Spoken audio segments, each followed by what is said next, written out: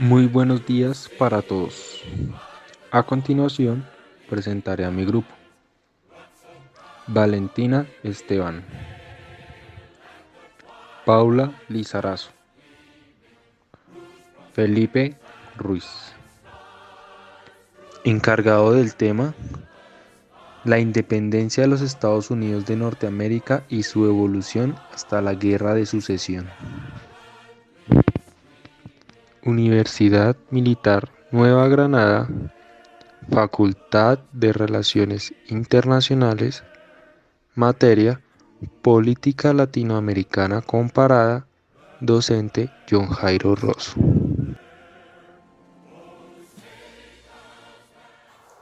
En el presente análisis descriptivo está basado en el capítulo 3, la independencia de los Estados Unidos de Norteamérica, en el cual los autores pretenden exponer las diversas causas, características y dificultades que dieron forma a la independencia, resaltando el arduo trabajo de Estados Unidos para conseguir la tan anhelada libertad.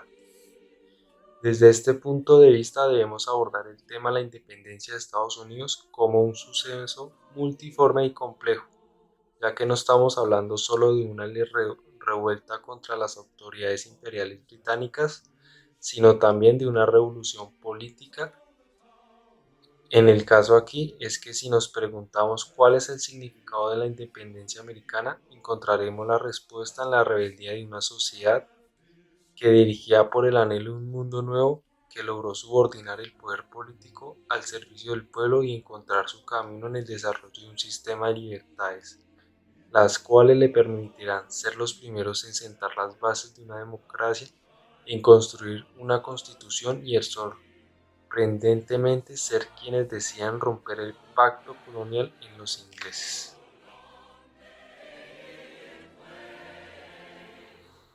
Teniendo en cuenta lo anterior, debemos conocer los factores desencadenantes que llevaron a los colonos a la revolución.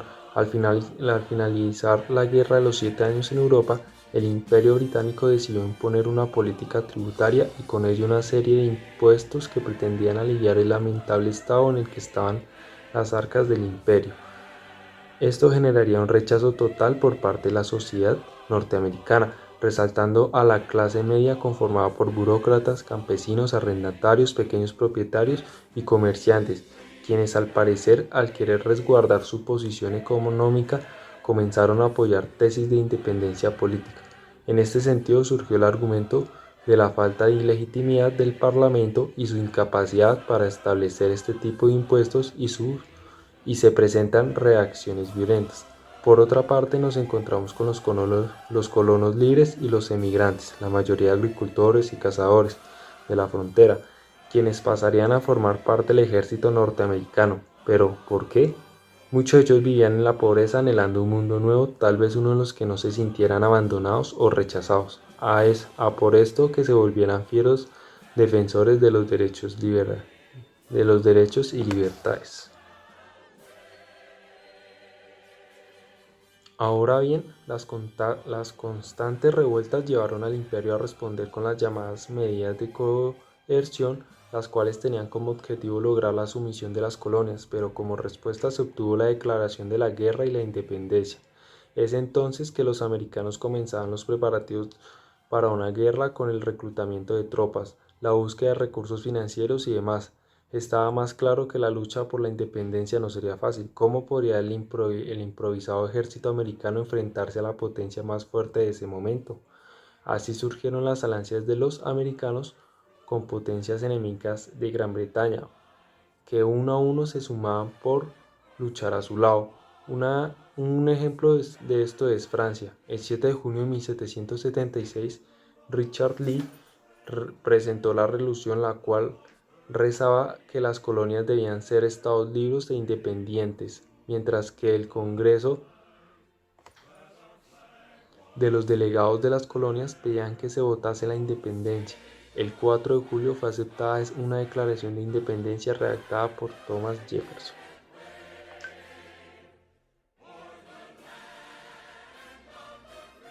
Con la finalización del conflicto nació una nueva tarea, la construcción del Estado. ya que 3 estados yacían libres e independientes, dueños de su propio destino.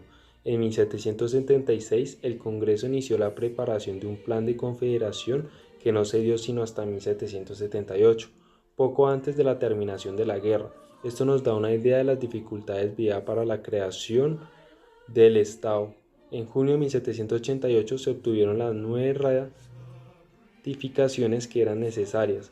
Fue de esta manera como adquirió fuerza de ley la Carta Magna reconocía y confirmaba la soberanía de los estados. Además, consagró la división de los poderes, ejecutivo, legislativo y judicial. En este nuevo mundo, los grandes propietarios y los comerciantes enriquecidos terminarían siendo la nueva clase dirigente, reflejado en el primer presidente, el rico planteador de Virginia llamado George Washington.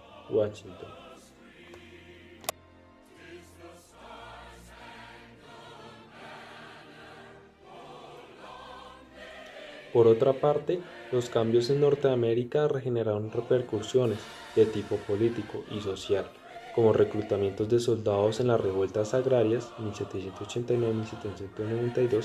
Desde esta perspectiva, Estados Unidos sufre un proceso de transformación a una democracia donde se establecieron principios democráticos como la libertad, soberanía e igualdad, con la participación de personajes como Fayette, Cosicao, Stephen y Massey y mentores como Franklin, Adams o Jefferson. Asimismo, llegó a ser un paradigma de imitación evidenciado en la expansión de partidos democráticos.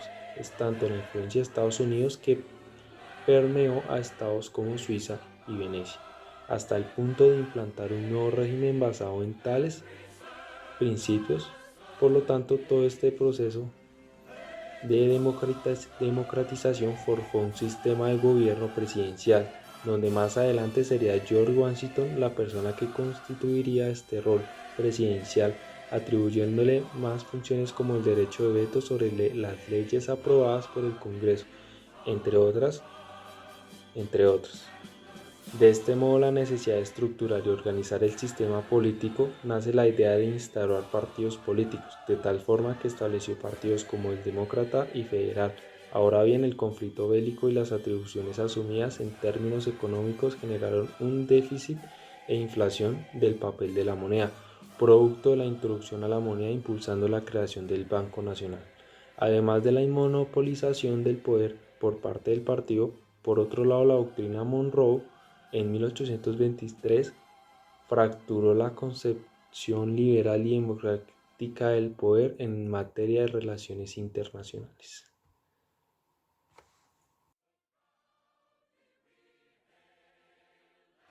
En general, Jackson participó en la Guerra de Independencia, estudió Derecho y fue magistrado en Nashville.